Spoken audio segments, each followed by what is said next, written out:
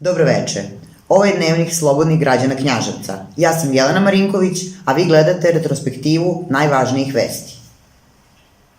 Premijer Srbije Ana Brnabić izjavila je da bombardovanje Srbije nije bila greška sadašnje vlasti i da taj čin Srbija mora oprostiti. Pitanje je kome Srbija da oprosti i šta? Da li zemljama koje su napale Srbiju ili onima koji su i tada, a i sada na čelu države? Prisjetimo se sastava tadašnje vlade Slobodana Miloševića. U sledećem prilogu prisjetit ćemo se 24. marta 1999. godine.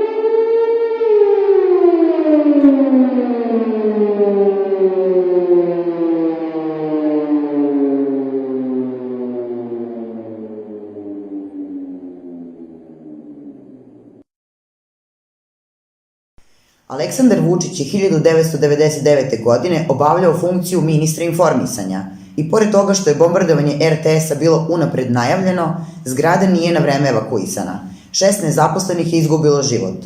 Zbog toga što nije reagovao blagovremeno, smatramo ga direktno odgovornim. 1998. godine, par meseci pre početka NATO bombardovanja, tada visoki funkcioner Srpske radikalne stranke Aleksandar Vučić od države je dobio na korišćenje stan od 117 kvadrata, koji je kasnije otkupio. Iznos otkupnine i dalje nije poznat javnosti. Tokom predizborne kampanje, neposredno nakon NATO bombardovanja, Aleksandar Vučić je najstrožije osudio krivce i izjavio da niko od njih neće proći nekažnjeno. Izražavam uverenje i naše vlade da će oni koji jesu zločinci, a to su pre svih Bill Clinton, Tony Blair, Gerhard Schröder i Jacques Chirac, uskoro u nekom novom Nirnbergu odgovarati za sve zločine koje su počinili nad srpskim narodom. Skoro 20 godina kasnije, na mitingu Srpske napredne stranke, Gerhard Schröder je predstavljen kao veliki prijatelj Srba koji želi da pomogne srpskom narodu i koji podržava Aleksandra Vučića. Jedan od naših prijatelja je danas sa nama. Čovek koji hoće da pomogne Srbiji i koji podržava Aleksandra Vučića u naporima da od Srbije napravi bolje mesto za život.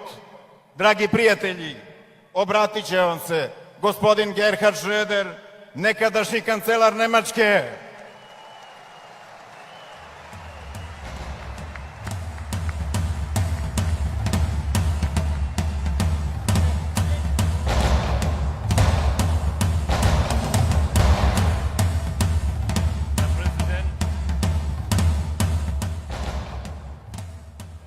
Herr Präsident, lieber Freund Alexander, meine Damen und Herren, keine Frage, Serbien steht vor einer entscheidenden Wahl. Dame i gospodo, dragi Aleksandre Vučiću, Srbija se suočava sa presudnim izborom.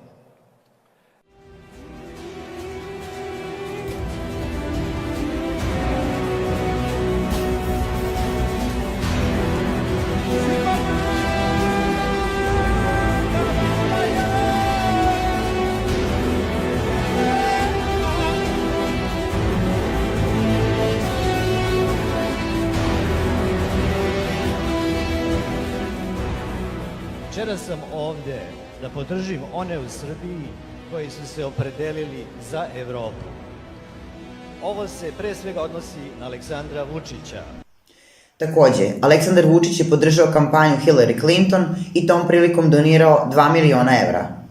Samo zbog toga što stoji, kako ih mi pamtimo, 99. i Clintone i Blairove, ali oni u svojim zemljama imaju sve slabije podrške i u tom trenutku vi pravite s njima partnerstvo. Pa zato što sam pametan.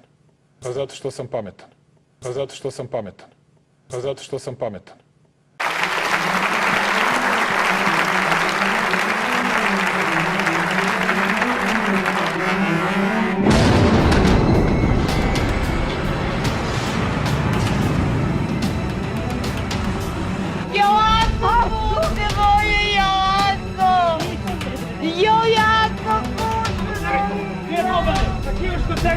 Uvijek da si mi dok.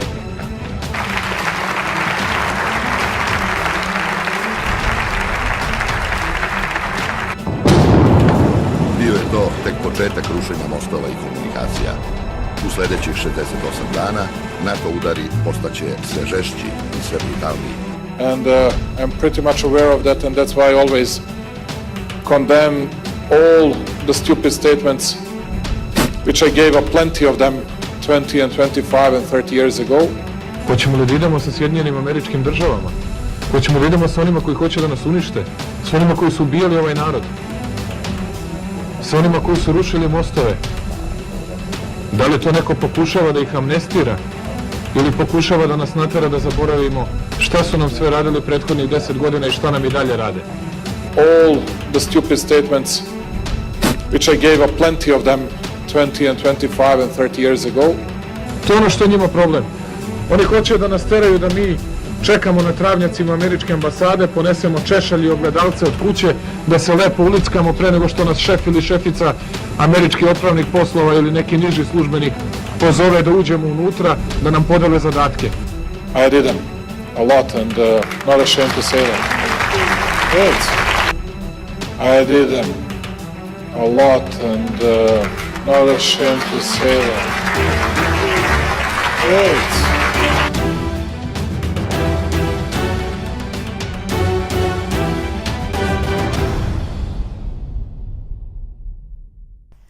Tony Blair, takođe jedan od inicijatora NATO bombardovanja, je trenutno zaposlen kao savjetnik predsjednika Aleksandra Vučića.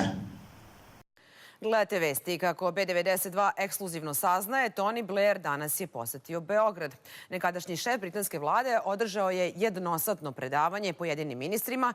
Ipak poseta je obavijena velom tajne. Detalje donosi Filip Čukanović. Sreda prepodne, Tolstojeva 2, Dedinje, Beograd. Ekipa televizije B92 tragom ekskluzivne informacije da je britanski nekadašnji premijer Tony Blair u Beogradu dolazi do kluba poslanika. Naime, iza ovih zatvornih vrata on drži predavanje ministrima i njihovim saradnicima iz vlade Srbije. Ulaz nam nije dozvoljen. Na parkingu zatičemo službena vozila vlade Srbije. Predavanje Tonija Blaira trajalo je oko sat vremena, posle čega su klub poslanika počeli da napuštaju ministri.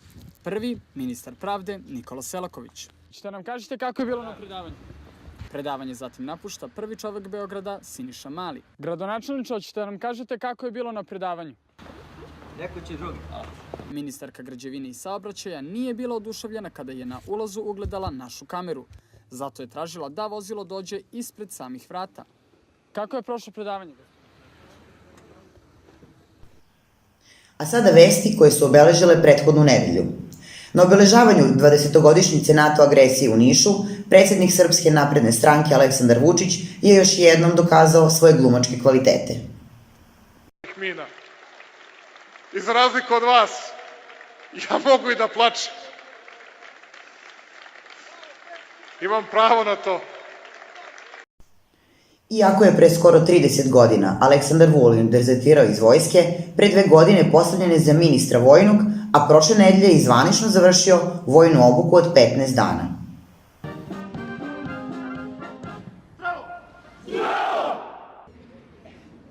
Čestitam vam danas položenu vojničku zakletvu. Danas ste se zavetovali svojoj otadžbini. Živela Srbija! Živela Vojska Srbije!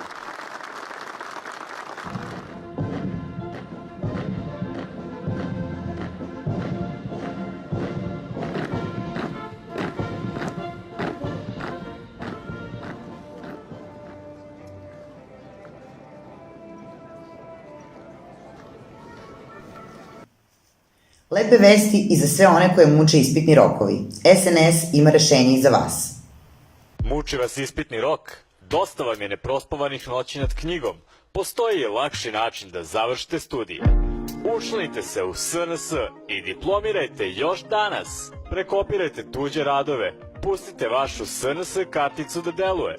Za samo nekoliko momenata vaš plagijat postaje doktorat. Pridružite se mnogim zadovoljnim korisnicima poput doktora organizacionih nauka Siniše Malog, doktora ekonomije Nebojše Stefanovića, doktora prava Aleksandra Martinovića ili advokata Vladimira Đukanovića. Zaboravite na učenje, znanje i pamet i preuzmite vašu diplomu već danas u SNS člansku kartu. Poštovani građani, gledali ste Dnevnik za 28.3. Vidimo se narednog četvrtka na istom mestu u isto vreme.